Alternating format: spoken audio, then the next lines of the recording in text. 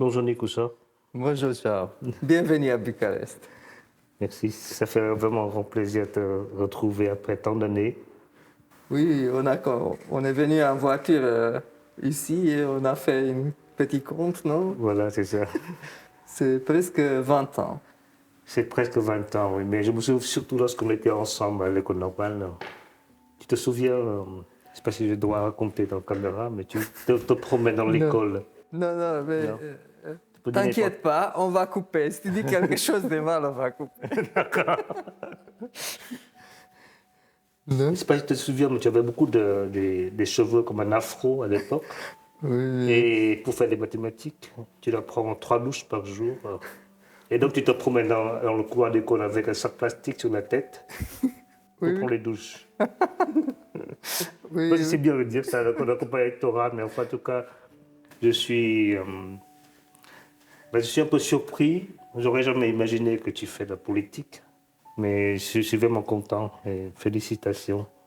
Et, Oui, tu sais, mais, maintenant pas, mais juste après. Bon, on s'est. J'ai fait moitié du temps mathématiques jusqu'à 2008-2010. ah, J'étais à Paris en 2010. Peut-être que c'est ça le moment. Il y avait cette conférence à Fontaine. C'était la dernière fois que j'ai fait mathématiques d'une manière sérieuse. ah, Et juste après, pendant une année ou deux, j'ai rêvé des mathématiques. Il y a des questions que j'avais réfléchies et qui me revenaient dans le sommeil. Mais tu fais de la politique également, non? Tu es chef de département. oui, bon, le politique scientifique, c'est beaucoup plus facile. Enfin, moi, je trouve que c'est pas très difficile. Je suis chef de département à Chicago, je suis directeur d'un institut au Vietnam. Mais ça m'occupe quelques heures par semaine. Donc je cherche. C'est ce que j'ai pensé quand j'ai commencé à faire, à m'impliquer dans la société civile. Oui. Je disais quelques heures par semaine, mais je n'étais pas assez intelligent pour le faire. C'est beaucoup plus difficile. Enfin, moi, je me suis impliqué aussi dans la politique, de la vraie politique au Vietnam pendant une période, mais j'ai trouvé ça trop dur. Donc j'ai arrêté. Mais ben, Et qu'est-ce qui est le plus dur dans la politique? C'est parler avec beaucoup de gens et de comprendre qu'est-ce qu'ils pensent, non? Qui est avec qui, non? non, à l'époque, il y avait des opposants politiques qui sont arrêtés. J'ai organisé des pétitions pour les faire libérer. Ah, J'ai fait 3, 4. Ils n'ont pas marché. Enfin, ils ont marché une seule fois. Une seule fois, c'était pour une étudiante de 18 ans qui pas arrêtée par le pouvoir. Et j'ai lancé une pétition, j'ai demandé à mes parents de signer les premiers. Moi, je suis le troisième signataire. Et ça marchait. La personne était libérée. Mais voilà, c'est ça. Mais après, il n'y a pas vraiment des ennuis, mais je trouve que ça, c'est trop pour que. J'arrive plus à faire des mathématiques, donc je préfère faire des mathématiques. Il y a trop de perturbations pour le. Il faut que je reste relativement calme. Donc, je ne sais pas si tu. Mais je crois que c'est impossible de faire en même temps la vraie politique et des mathématiques. non, c'est pas C'est pas possible. possible. Non. Oui. Mais avant d'être en vraie politique, tu étais dans la société civile, c'est ça? Oui. Et pendant longtemps, j'essayais tout d'abord de faire une sorte de copie de l'école normale supérieure à Bucarest. Oui. Et j'ai travaillé pour cela 6 ans. J'étais le directeur administratif. Je faisais tous les papiers pour ça. Ensuite, c'était 2006. J'ai dit, tout a commencé à marcher à l'intérieur de l'Institut. Il y avait des gens qui ont pris des responsabilités. Et j'ai dit, maintenant, je vais faire de vraies mathématiques. C'était 2006. Et il y avait un maire à l'époque qui voulait bâtir 4 immeubles très, très hauts devant l'Athénée roumain, dans la place la plus importante de Bucarest. J'ai commencé à aller à des démonstrations. Il y avait un groupe civique, mais qui qui avait des milliers de personnes, mais qui n'a pas marché. Ensuite, j'ai fait une association. Et tout au début, on a eu beaucoup de pouvoir médiatique. Pour chaque bloc qui apparaissait, la presse venait, chaque communiqué qu'on donnait, on était interrogé par la presse. C'était un sort de star. Ensuite, il y avait un nouveau maire qui est venu, qui a payé la presse.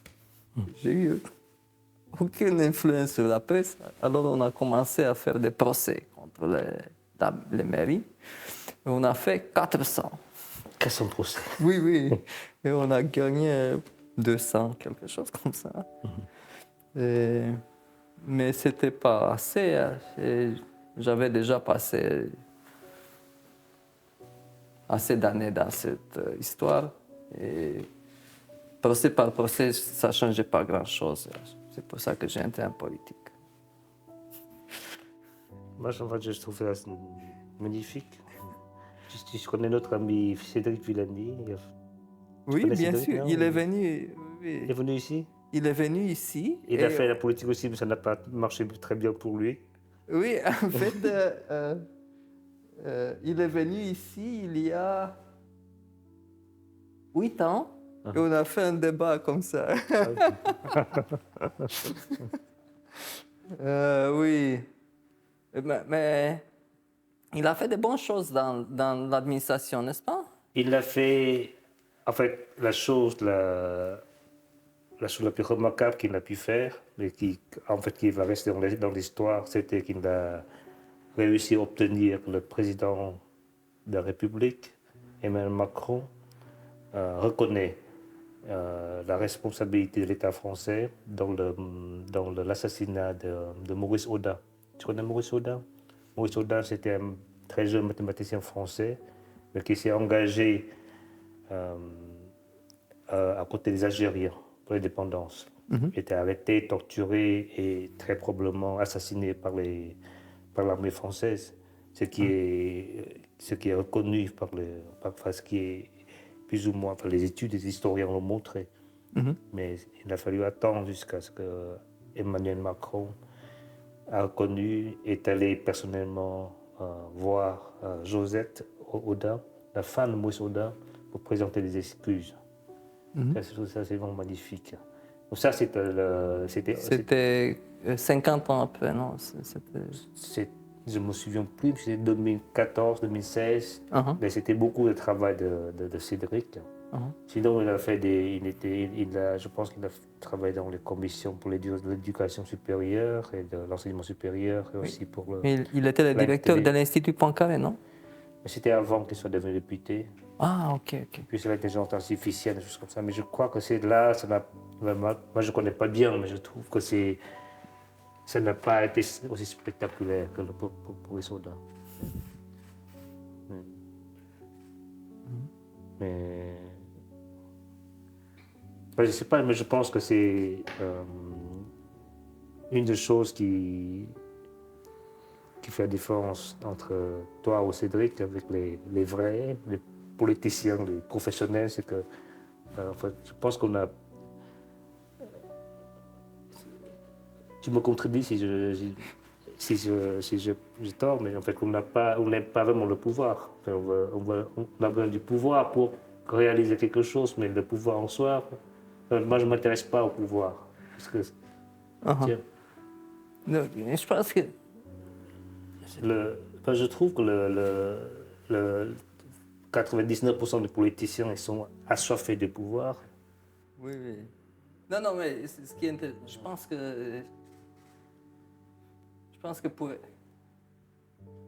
Il y a une seule mesure pour être ou pas un politicien. Gagner ou pas. Gagner ou pas. Oui, c'est vrai. Il y a beaucoup de gens qui font le pouvoir pour eux-mêmes. Ouais. C'est pas le cas de Cédric. Mais il était assez... Je suivais de longtemps, mais je pense qu'il était assez idéaliste. Parce qu'il y a... Dans la politique, également, il y a une seule règle, d'avoir une majorité. Et quand tu es solitaire, peut-être tu as raison, mais Ça, c'est tu vrai. gagneras jamais, tu influenceras jamais. Il travaille énormément quand en fait, j'ai eu le prix Maurice Audin pour ce prix, en fait, la seule chose que j'ai obtenue, en fait, c'est de faire un voyage en Algérie, j'ai fait 3 exposés. mais c'était une expérience. Je suis allé avec Cédric. Mhm. Mais il était assez incroyable, en fait. On s'est parlé dans l'avion.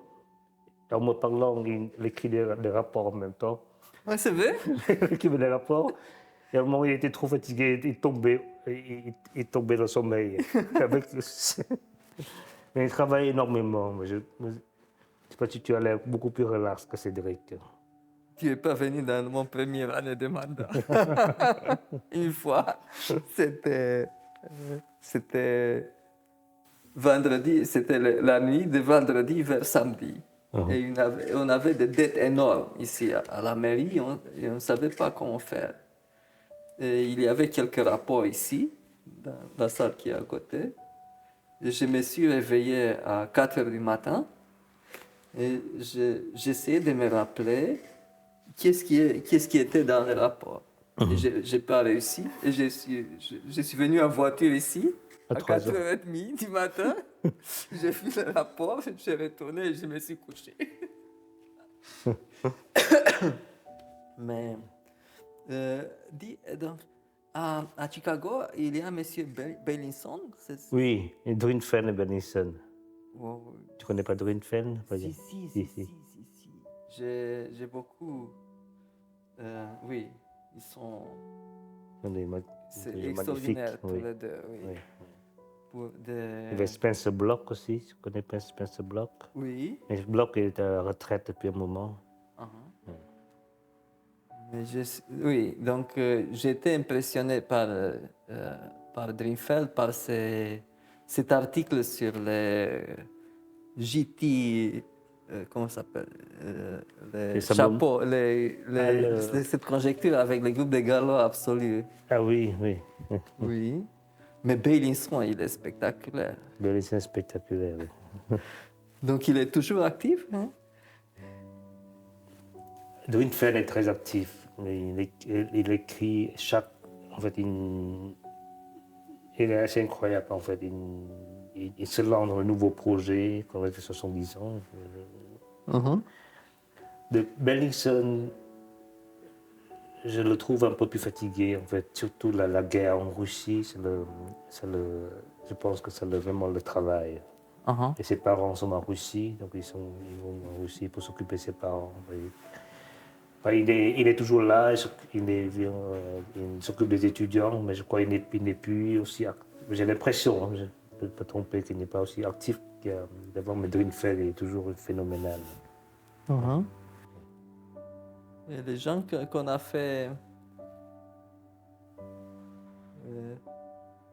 Qu'est-ce qu'ils font les gens comme Chamberloir, Abbesse? Qu'est-ce qu'ils font? Ils sont toujours à Paris, ils sont professeurs, non? Abbès fait beaucoup de politique, Ah, c'est vrai? mais il fait avec les emails. À un moment, il nous envoie des emails, 2-3 emails par jour. Il était à fond dans la politique israélienne palestinienne. Donc, tu Ah, vois ok. bien qu'il était surtout depuis la guerre. Hein. Mais oui. Chamberlois, je ne sais pas. Enfin, il s'occupe des mathématiques, mais je ne sais pas très bien ce qu'il fait. J'ai vu Bost. Tu connais Jean-Bernard Oui. Bost et François Lozère. Mais il était déjà professeur quand Oui, il était étudiant. Oui, il était déjà professeur. Oui. Je me rappelle tous les chemins qu'on faisait avec les RER vers les conférences d'Orsay quand on venait ensemble avec tous ces gens. Tous ces gens-là. Et Laurent Lafort, tu connais pas Laurent Lafort? Si. Lafort est un peu plus vieux que nous. Il est même directeur de thèse. Il travaille aussi avec Lomont. Il était professeur à l'IHS. Mais Je me rappelle qu'une fois, il est venu te donner un volume de Balzac. Ça, je me rappelle. absolument, oui. Je lis Balzac. Mais il s'est fâché avec tout le monde. Il a quitté l'IHS. Il travaille pour Huawei. Est-ce que c'est surprenant? C'est vrai? Oui, Pour une compagnie privée? oui. Il fait des mathématiques pour Huawei. Quelle sorte optimisation ou quoi? Enfin, je pense que Huawei est content d'avoir une médaille Fins. Uh-huh. Il fait ce qu'il veut, ça ne les intéresse pas. Il fait des topos. Il veut que les topos aient des applications sur le téléphone mobile. Ok. Mais est-ce que tu songes encore aux mathématiques de temps en temps, théorie d'Arakelov? Comment? Est-ce que tu penses encore à la théorie d'Arakelov de temps en temps? Non, j'ai pas. J'ai fait. J'ai une relation assez tensionnée avec Monsieur Soulet que j'aime beaucoup. Mais Yeah. après finir la thèse, j'ai une très bonne relation. Il est venu ici également. Uh-huh. Il a fait un cours de 2 semaines, mais j'ai arrêté juste après la thèse, j'ai arrêté à faire avec lui. Arakelov, oui. Et je me suis préoccupé de cette conjecture de Zagier sur une description très combinatoire des groupes de catégories, en fait, de cohomologie motivique. D'accord. Uh-huh. Et c'est ça que j'ai fait avec beaucoup, beaucoup de plaisir, jusqu'à j'ai arrêté. Tu t'es pas occupé des Olympiades, des maths, des Olympiades, des jeunes, des lycéens qui font des Olympiades? Toi, tu as fait ça? Non? Ah bah bien sûr, je suis directeur d'institut, je m'occupe de tout. Non, il y avait une fois que j'étais dans la commission. Il y avait une Olympiade qui a été organisée en Roumanie, je pense qu'il y a 15 ans. J'étais dans la commission des problèmes qui ont été choisis. Et j'ai fait un cours une fois pour des problèmes que je me rappelais, mais non. Juste, on avait un événement sur comment ça s'appelle, les Noël. On avait un grand fête de Noël. Et il y avait une festivité d'ouverture. Et moi, comme maire, j'ai invité pour ouvrir la fête les gens qui étaient dans l'équipe de mathématiques qui étaient à l'Olympiade. C'est tout ce que j'ai fait pour... Ok. Très bien. Ça me fait beaucoup de plaisir. On va continuer, mais on doit laisser ces gens aller chez Je eux. te souhaite de bonnes chances pour ta réélection. Merci. Je ne sais pas si... parce qu'on a parlé en voiture avant, je ne sais pas si tu souhaitais de continuer le mandat de directeur ou pas. Enfin, je cherche de démissionner depuis 3 ans. Je me trouvais le successeur, mais voilà, on ne me laisse pas démissionner pour l'instant, mais à la fin, vous devrez me laisser. Ok, de toute manière, bonne chance dans les mathématiques. Et je suis sûr qu'on se reverra à un certain moment discuter des vraies mathématiques. Très bien.